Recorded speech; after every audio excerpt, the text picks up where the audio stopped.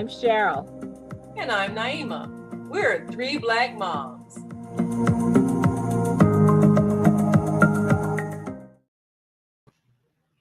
Okay, let me start this story by telling on myself. As the parent, and we were older parents of a single child, we became, and I know I did, all the things that we used to make fun of. Sarah had lots and lots of toys, and all her toys were loud. I never got the riding toy that she could just make little sounds by herself. I had to get her the loud one that made all kind of animal sounds. She had the dancing doll, which was a bribe after she got when she was potty training. And it was pretty much she kind of got a lot of stuff where you would walk into my house and say, "Why are there so many toys and this is all one child?" And I used to make fun of people who did that until I became that. But recently she and I went to Riverdance, and the three of us went to Alvin Ailey, and we were reflecting on how many times during her childhood she also had lots of experiences.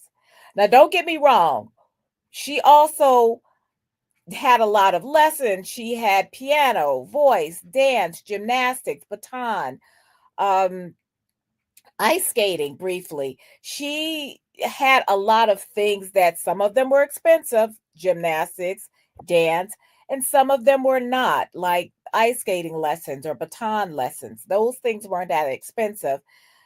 But what she was talking about last week were all the times that we went and did things with her.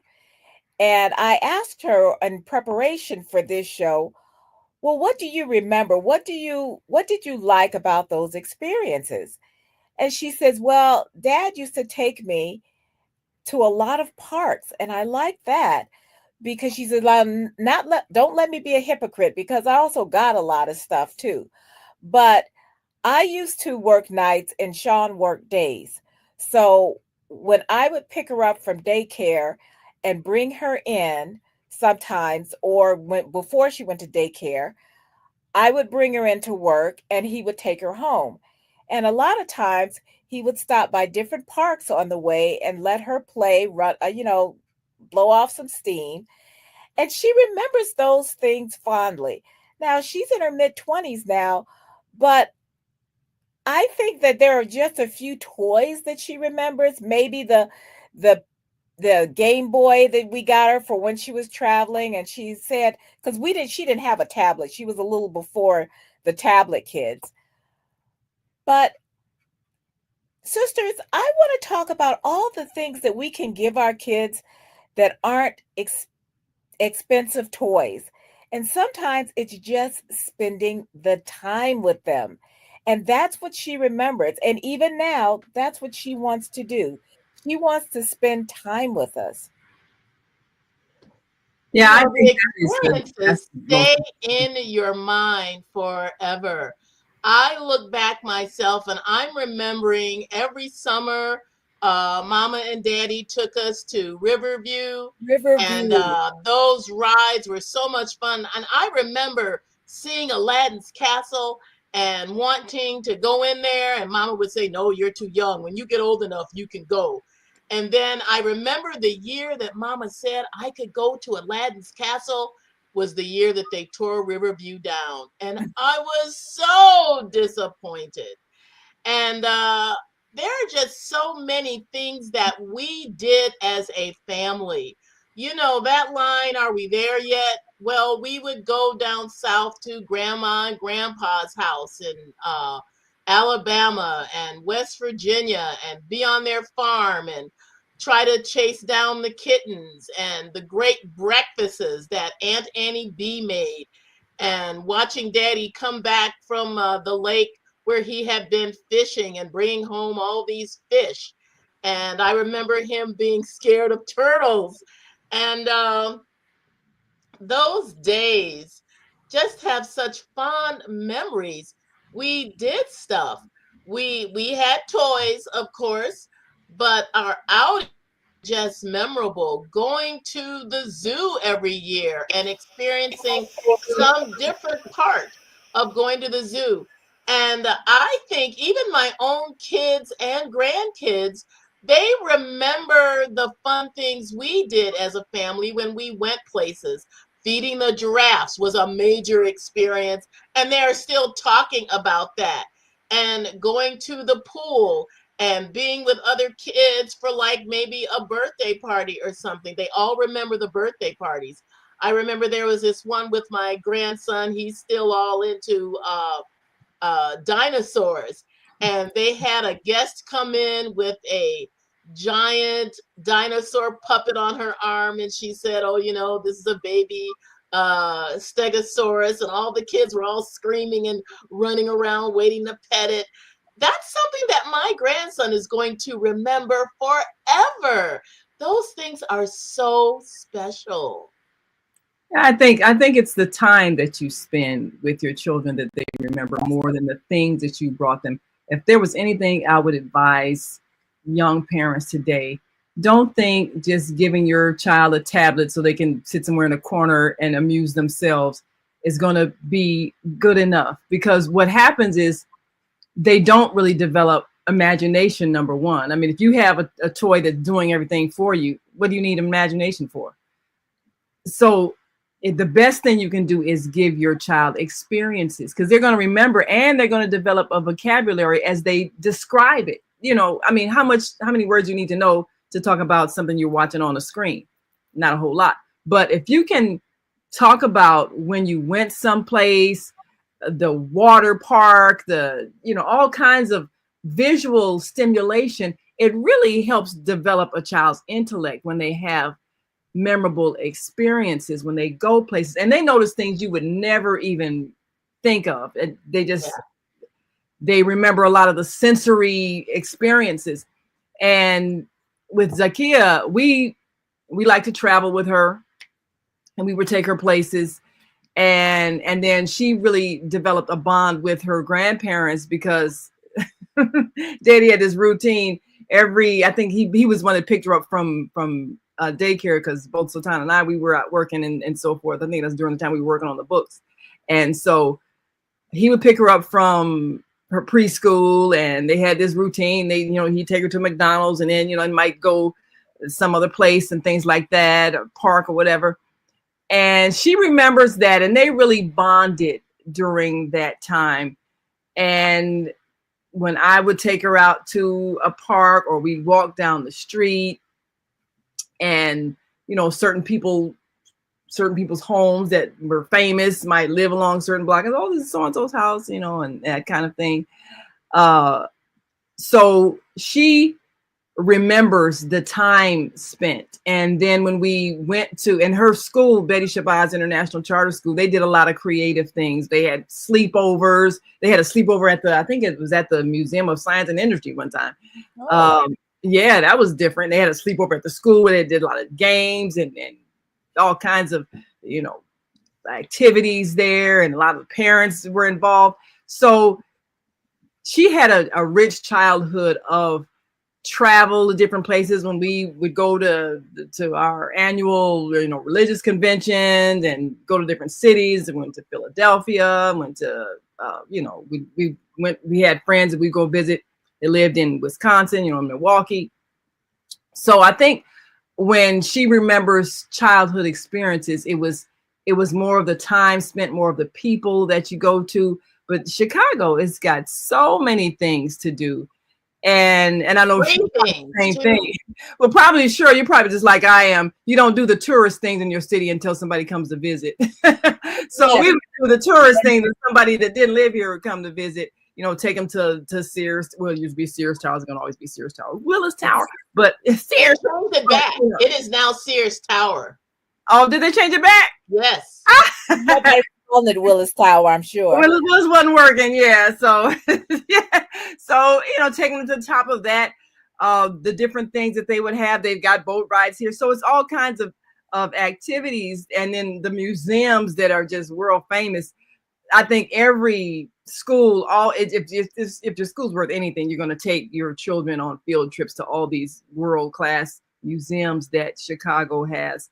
So I think parents should also do that. Don't wait for the school to do it, because you can do it as a family and it has more meaning. Because, you know, when you go to school, you got to go through the whole discipline thing. Okay, you walk this way, and you can't really dawdle and everything. But when you go as a family to these museums, then you can take the time, you can look at the exhibits, you can talk about it, you can sit down and eat lunch at the different places, you know, all kinds of things that you can't really do in a relaxed manner as much at school. So I think parents, even wherever city you live in, get to know the city and take your children to the historic sites, take them to the tourist spots, you know, talk to them about things, let them explore, let them think about history, make it fun. It's not as fun when it's just a school trip, because, you know, it's a school trip, even though they like to get out the school building, but still when it's a family thing, they remember spending time with their family. And this is the thing, is that I would encourage people to do. And Barbara, you can back me up on this, because when you were living in Chicago with your kids, you would get passes from the library to different museums. And the reason why I bring this up is because I don't want to sound elitist, because museums can be very expensive. And I know that. And it was easier for me because we were both working and we were older parents and we were pretty established. But a lot of times, if you have more than one kid, it gets expensive. Well, spend a little more money, just a little bit more money, and it may be $200-300. And that's a lot of money. That's a lot of money. I'm not going to lie. But if you can get a membership to those museums, especially something like the Children's Museum in your town, if you have a town children's museum, get the membership, and then you can take your kids anytime they want to go. If you have an aquarium, if you can spend a little bit more money, save up, spend the money, museums, art museums, things like that. Sometimes it looks like, oh my goodness, this is just like so much money to spend at once. But I encourage you to do it if you can, because sometimes it's $30 or $40 just to get in for that one time. So if you spend a little bit, almost as much as you would spend for one time with like 2 or 3 kids, and you get a year's membership, you can go as much as you want to. And it's nice, and they have different, and I know the Museum of Science here, they have a lot of different programs. I used to belong to just about everything. So because I just wanted to have something to do other than having her sit in front of the TV. And so, you know, not that we didn't do that too. But there are some days when you just need to get out of the house. You know, everybody goes to the aquarium when it rains for some reason. I don't know why. But you can also go surrounded by water. Yeah, you come out of water, go and look at some water. Yeah, to go look at some water. So, but you can go to the Museum of Science, and they always have special exhibits. You can go to the Children's Museum. You can go to the aquarium. If you have other museums, I know Chicago has a ton of museums there. If you live in DC, like we're planning on going to the African American Museum, assuming that it won't be destroyed when we get there. That's a whole nother show. But take the time to. They're not gonna hurt DuSable. Well, you know, one of the things that I think is important for parents to do is to take those trips to the nation's capital. You all, when you were going to Shoop, I believe they had the trip to you all to Washington D.C. I think children should go to the nation's capital. I think that's that's history, and there's a lot of things that you can learn from. I mean, it feels more real when you're studying government and all of that when you've seen the nation's capital. Even going to Boston for the me and Zakiya used to go to Boston all the time for 4th of July. But you know, you kind of absorb a lot of history, even being in a city like Boston for the 4th of July. And I have up on the screen here for those who are in Chicago or going to visit Chicago, the free admission days for a lot of the museums. And I think, of course, I've been to every last museum. But, you know, there are also a lot of free things that cities like Chicago have that you'd be surprised because you had, and I remember one year, I think Zakia was in college by that time, but it was great because Stevie Wonder came and did a free concert out in Grant Park. I'm like, what? So, it was one of those things. I think it was I don't know if it was Push that sponsored it, but it was some major thing. And he came and I was surprised because like her and her friends, they singing along with the song. I'm like, how y'all know the words? Because they're recycling our generation. Oh, Stevie Wonder from 1972. How do you know that song? But it was a packed place. Yeah. It's like Destiny's Child. A lot of the stuff that Sarah knows, and she'll hear, she says, "This is part of my childhood because this is the songs that you had on when you were right." That's how they remember. Yes. But this is the thing with, like I said, Barbara used to get passes to museums, and sometimes if you cannot afford to go to the local library and see if they'll get you passes to some of these museums. And I'm not saying if you can't afford it, but because you know what? You pay taxes. I don't care how much you make or don't make. You pay taxes. So you're paying for this stuff. Go on your website. There's always opportunities for things. And find out what programs. I remember there was one year a friend of mine, her son and Sarah went to school together, and she told me about this program in Franklin Park where they were giving free golf lessons to kids. Mm-hmm. And she says, well, I just want, I'd like to, go. And so we went. I got Sarah like a little golf thing of like, I don't know, 3 or 4 clubs or something. Yeah, I remember we went golfing, miniature golf. The whale watch, that was fun too. Yeah, going whale watching. Whale watch, if you're living near water, or if you come to Boston, do a whale watch. Do one of those goofy little duck tours. Wait a minute, what was that? I remember the first time you talked about going whale watching. And I was thinking WELL. I'm like, how boring is that? HALE, and you go out watch a whale. You watch a whale. You will go and see them come up and deep in the water. Sometimes you see dolphins. You can tell people born and raised in the city, they don't know stuff. Well, one of the fun things at the zoo here, the kids, they have all the listings of the times when the animals are being fed, and you can go and feed the animals. They have a huge cage where all the birds are, flying freely, and you can actually feed the birds. You go in, they give you a little instruction, not to be afraid. They put a little bird food on a stick, and you can go inside the cage where all the birds are, and the birds, they will, they'll climb up on your shoulder, they'll eat the food, fly away, and everybody's real gentle. I know my grandkids totally loved it because they have birds at home, so they were used to it.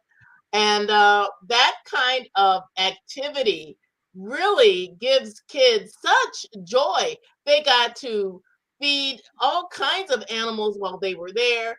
They have the manatee, I think, where you got to feed them also underwater. So many of those things were just exciting, and they were a lot of free activities, like a lot of the little trails where you go, you pay like $5 for your whole family, and you walk along the trails. You see all the different kind of animals and habitats, and those things, the kids learn a lot. You're not in a hurry. They take the time for you to read the inscription about whatever exhibit or animal is roaming freely. And they come back talking about those things. They remember those things. And, before technology, when we were in the car on our way somewhere, we would play these little car games like the first one to see a red Volkswagen or this kind of vehicle or that kind of car. We would play Travel Scrabble. We just had a lot of fun and reading, and we listened to a lot of tapes online. I know cars now, I don't think they even have CDs anymore, but we would listen to all kinds of old time radio shows where you really had to listen to grasp what was happening in the story that they were telling. There are just Oh, so many. yeah. Well, I think traveling, and then that's another thing. Traveling across country, that's a whole different thing. The times when me, Sultan, Zakia, and maybe a couple other people riding with us, we would go across country, going to conventions, going to different events. You see the countryside, you see a lot of different things that you don't normally see growing up in the city, cornfields, everything else. But then you get a chance to have some really nice conversations, and like you say, you can listen to different things on the radio. But it's or always it's an adventure because you're getting out of your regular urban Routine. environment and Yes. seeing the rolling hills and all of that. So they get a real sense of the expanse of the country, and it's hard to teach that from a book. You have to physically go sometimes. So I'm taking a look at some of the images of the Buckingham Fountain. Now we used to take Zakia downtown and just hang out at the Buckingham Fountain, and when at night it's just magical looking. Colorful. Yeah, very colorful, just picturesque. So we did that on a regular basis. And when then when they would do the colors, at night they would change colors and see all that. So the city's really beautiful. And when you have different places where you live that you can go and appreciate, whether it's a park or a downtown area, you first of all, you want to expose your children to other places. Take them to a nice restaurant sometimes where they got to dress up and be fancy and feel special, because that's also part of, I guess, cultural training, even knowing that there are places to go and you feel special. So that we belong in those spaces. Because Yeah. this is the thing, we need to remember that our children belong to this world. We are people of the world, and there are no places that we should right. not be able to go. Find some place that is welcoming, and Yeah. and then put on, and it's kind of fun. And like I said, well, food's expensive now, so but you plan for these things, or you just go to a nice sightseeing, or just go to a nice window shop, whatever you need to do, just to let our children know that our children belong here, because we have to give the talk so soon of don't do this, don't do that, don't touch anything, Mhm. don't ask for anything. I mean, we got all those old school things that That's one thing we never did with Zakia. We never made her feel like like she was you ever don't going to belong be treated. somewhere. I Yes. never made Yeah. her feel that way. She always felt like she belonged, and I'm sure that's probably why she had no problem getting on a plane, going halfway across the world with no fear at all. Because Yes. that was never Totally. with her. Yeah. That And I was going to also say that the Navy Pier has a lot of free activities right Exactly. there on the pier. You don't have to pay Yes. for everything. I don't know if they're still doing this, but in the summer they would always have like this children's show on the stage and give little prizes, let kids be involved in their little events that they were doing. And those things, I took the kids to those things all the time, every summer. The kids just love that stuff, and they remember those things. Yeah. Stuff that Also, didn't cost much. You'd be surprised at the detail that they remember about an event, and it'd be something you wouldn't even thought they would remember, but that would be some little odd thing, and they would remember. but we're also, because we are getting ready to get into summer, kids are going to be getting out of school in about a month or so. And Yeah, remember, your local Y may have different programs. Libraries, a lot of times they have programs. So they we're do. not looking for you to break the bank every time you go out. We're looking for, we're just saying that explore some of those things that they can go and, get an ice cream afterward. You know, the park that has the sprinklers, have them get in their bathing suits, grab a towel, and have them go and get wet up, those kinds of things. A lot of places have those, and we have just gotten so used to feeling like, oh, okay, you got this, sit down, watch something, don't think about this. And a lot of times you're not even thinking, because if you're tired when you come home from work, and Sarah said this, she says, I don't see how in the world you all did that, because when I'm out of We're work, I am energized by our tired.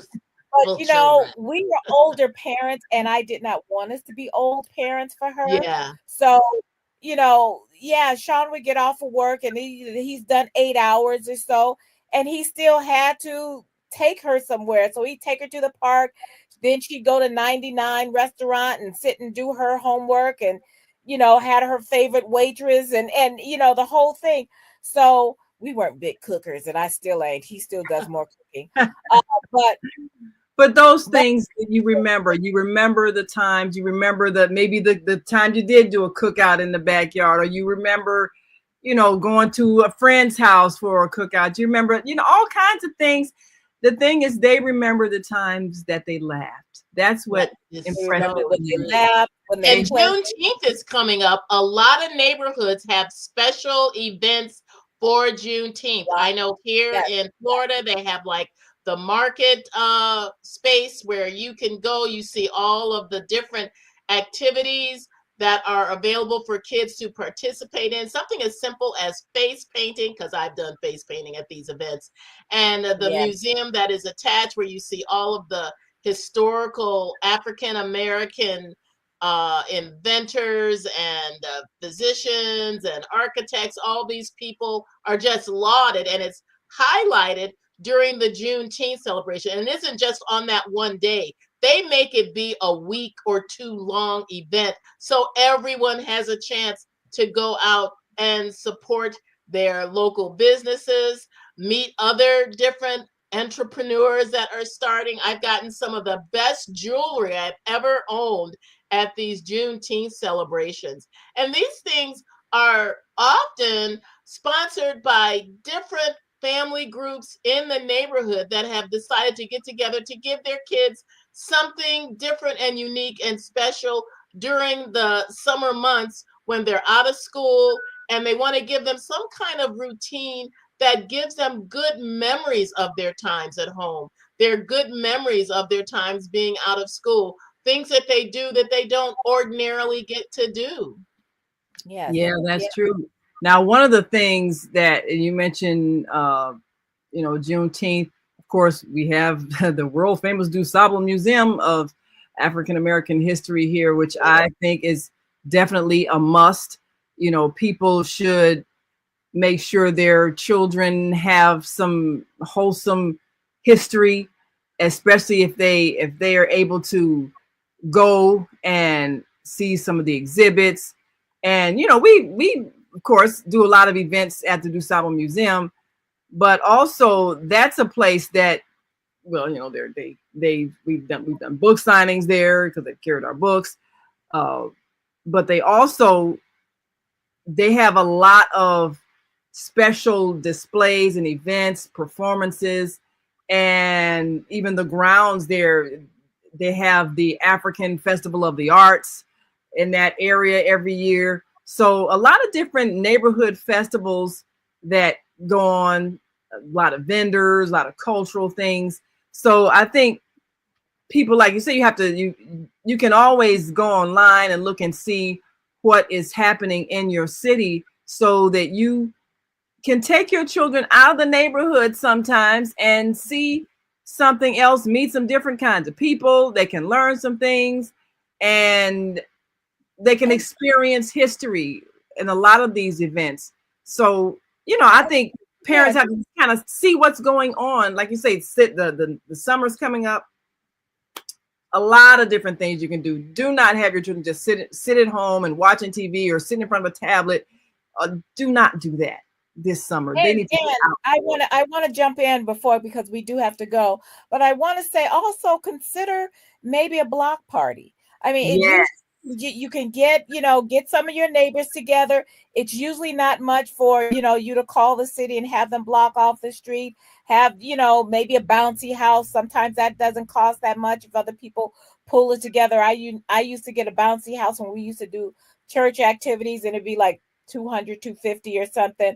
Things like that. The kids like, you just go out, make it safe for them to go out in the street. But like I say, I know we're out of time, but I just want to say, your kids want to spend that time with you, and you want to spend your time with your kids. So let's not think that it's always about money or things. Sometimes it's time and experiences. Yes, time is always best. Well, thank you all for joining us. Get ready for a great summer. Spend that time. And until next time, make sure you like and subscribe to our Facebook page and YouTube channel so you can get notified every time we go live at 5 p.m. Sundays Central Time, 6 p.m. Eastern Time on Sundays. And until next time, I'm Naima. I'm Cheryl.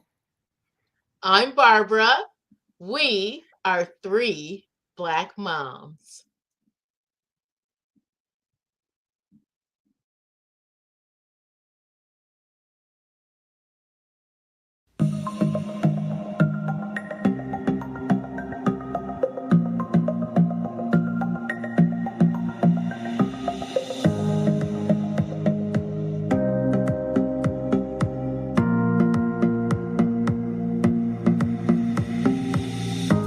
Hi, I'm Barbara. I'm Cheryl. And I'm Naima. We're 3 Black moms.